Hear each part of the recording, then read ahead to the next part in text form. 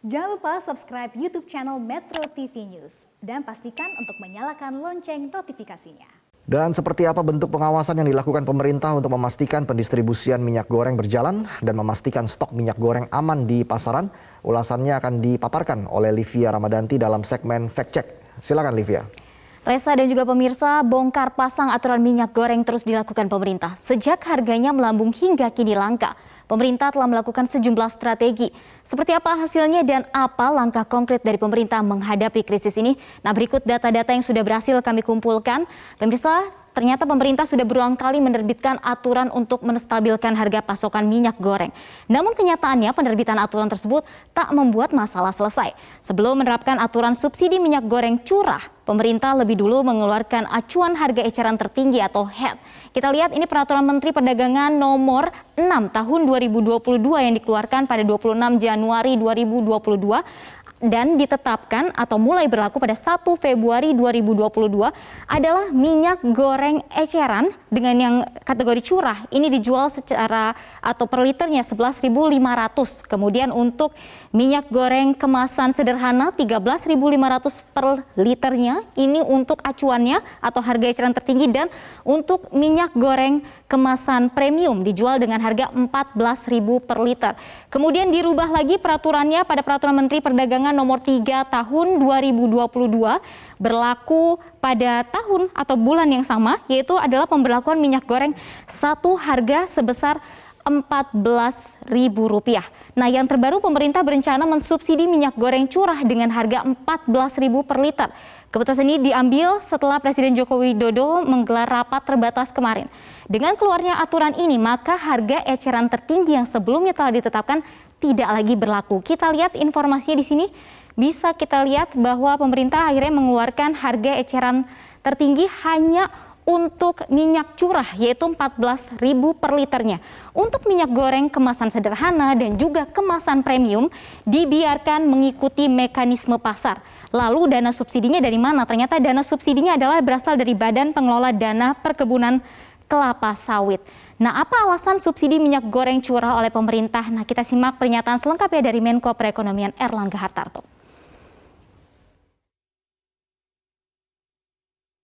Kenaikan harga-harga komoditas termasuk minyak-minyak nabati dan di dalamnya juga termasuk minyak kelapa sawit, maka pemerintah memutuskan bahwa pemerintah akan mensubsidi harga minyak kelapa sawit curah itu sebesar Rp14.000 per liter, dan subsidi akan diberikan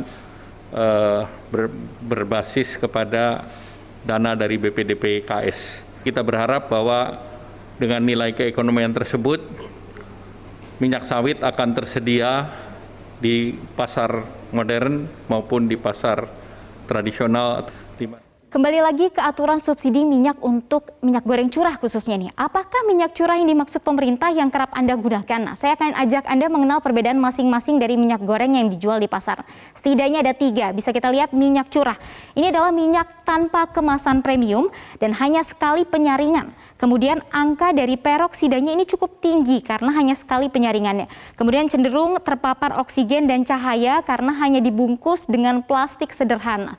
Lalu apa bedanya dengan minyak kemasan sederhana? Ini minyak sawit yang dikemas secara ekonomis dan juga terdapat 2 kali penyaringan. Dan minyak goreng premium adalah yang dikemas dengan merek dan 2 kali penyaringan atau lebih. Lalu bagaimana dengan kebutuhan minyak goreng di Indonesia? Apakah sedikit atau justru melimpah? Nah, menurut Kementerian Perdagangan Indonesia setidaknya butuh 5,7 juta kiloliter sepanjang tahun 2022. Kita lihat untuk sektor industri sendiri membutuhkan 1,8 juta kiloliter untuk tahun 2022.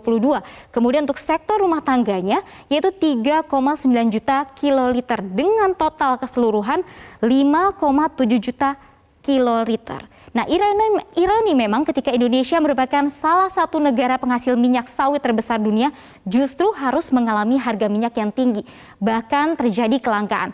Namun apa sebenarnya yang menjadi penyebab? Kita lihat alasan atau penyebab minyak langka dan juga minyak mahal. Sebenarnya ini sudah terjadi sejak tahun 2021 atau sejak akhir tahun 2021, harga minyak internasional ini naik signifikan karena ada volume panen sawit di semester kedua tahun 2021 yang turun dari biasanya dan penurunan ini cukup signifikan. Kemudian permintaan CPO untuk industri biodiesel ini naik. Dari secara kebutuhan harus bisa mengakomodir untuk kedua kebutuhan ini, baik itu untuk masyarakat dan juga untuk biodiesel. Dan juga ada gangguan logistik akibat pandemi COVID-19. Nah, selain ketegasan pemerintah dan aparat, ada 3 strategi Satgas Pangan untuk menghadapi kelangkaan dan juga harga minyak yang melambung tinggi.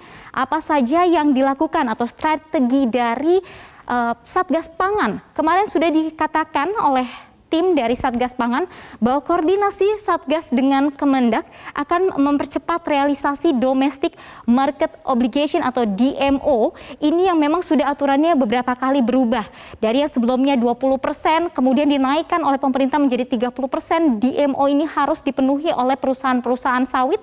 Kemudian masih juga tetap ada kenaikan dan juga kelangkaan minyak, maka ada juga strategi lainnya yang harus dilakukan adalah dengan industri yang belum dapat alokasi tetap, ini harus beroperasi agar pasokan minyak ini bisa terpenuhi atau khususnya minyak goreng. Nah, menindak pelaku dan juga penimbun atau reseller atau pedagang dadakan yang borong minyak goreng. Ini yang akan dilakukan oleh Satgas atau oleh pihak kepolisian.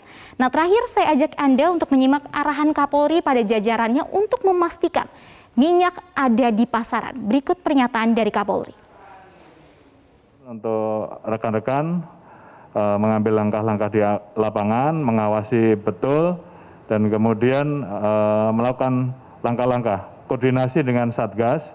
Tolong para Kapolda libatkan juga rekan-rekan yang lain selain Satgas untuk bisa mengawasi di pelabuhan-pelabuhan, di perbatasan-perbatasan, kemudian jalur distributor, sehingga pengawasan kita bisa menjadi jauh lebih kuat. Nah, karena kita harus memastikan bahwa seluruh kebutuhan terkait dengan minyak goreng ada di lapangan. Kita berharap otak-atik aturan minyak goreng di tanah air bisa berakhir baik. Tindak tegas siapa saja yang coba-coba mengambil keuntungan dari tingginya harga dan langkanya minyak goreng. Karena krisis minyak goreng di Indonesia tak bisa terus dibiarkan. Untuk sementara saya kembalikan ke Reza. Baik, terima kasih Livia Ramadanti atas pemaparannya dalam Fact Check.